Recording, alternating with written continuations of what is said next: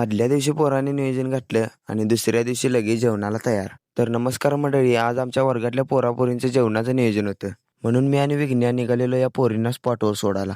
आता स्पॉटवर तर आले, पण अजून काय आम्ही बाजारच आणलेला नव्हता. अर्धा तास वाट बघितली, नंतर श्रेयस आणि विघ्नेश आलीत पाणी घेऊन. तेवढ्या सिद्धू पण आला बघा पाणी आणि बाजार घेऊन. आता बाजार आणला म्हटलं पुढचं नियोजन चालू केलं. पहिला तर या पोरींनी चूल पेटवून घेतली.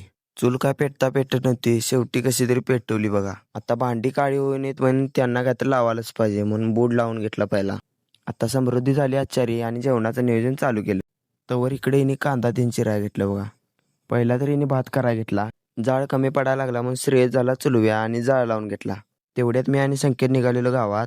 आता गावात जायचं कारण म्हणजे आम्हाला जेवणाला पाणी पण कमी पडत होतं आणि स्प्राईट तेन पण आणायचं होतं. मग स्प्राईट आणि पाणी घेऊन आम्ही डायरेक्ट आलो स्पॉटवर. सगळ्यांनी स्प्राईट घेतली आणि या बाटलीत थोडी राहिलेली त्याच्यावर आम्ही एक्सपेरिमेंट केला. स्प्राईटमध्ये मीठ घालून प्यायचं बघा, एक नंबर लागते.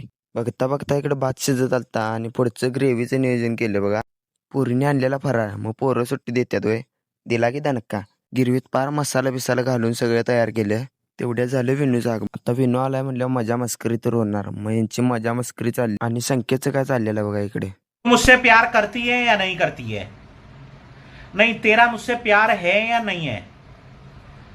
एवढ्यात सगळं जेवण झालं. समृद्धी आणि श्रेयसने ते खाली उतरून घेतलं. तर ही बघा आमची शाकाहारी मंडळी. सगळीजण जेवाय बसलीत आणि जेवणाचा बुक्का पाडून आम्ही आता चाललेलो घरला. तर ब्लॉग कसा झाला ते सांगा आणि जाता जाता तुमच्या भावाला फॉलो करून जावा. तर चला.